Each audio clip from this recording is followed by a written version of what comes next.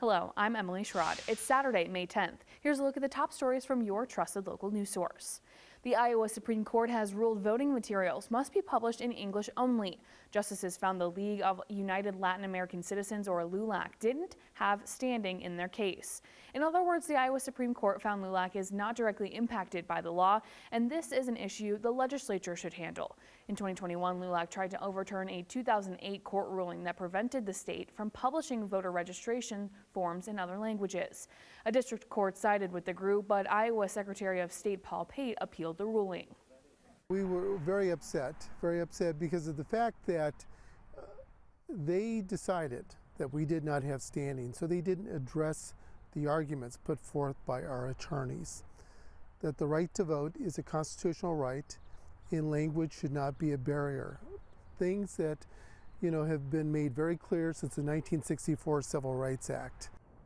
LULAC says it plans to work with individual county auditors to see if changes can be made.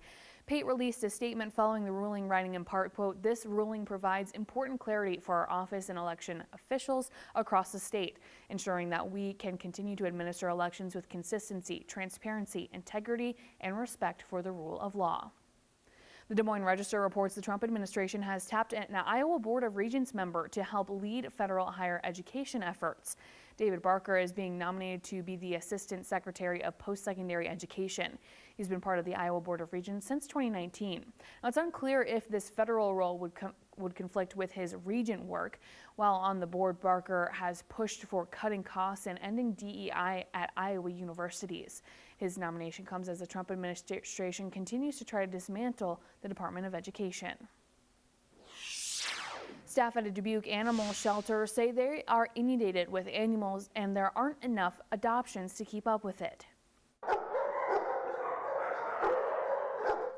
In April, the Dubuque Regional Humane Society took in 73 dogs, but only 20 were adopted.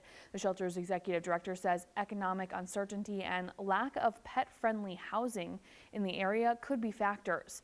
And until adoptions pick up again, the strain on resources at the shelter will continue to grow.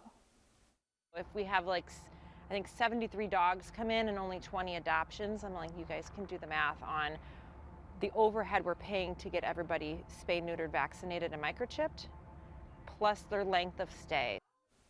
In an effort to combat this influx, she says the shelter is focusing on public education and fundraising to ensure every pet that walks in the door stays happy, healthy, and finds a forever home.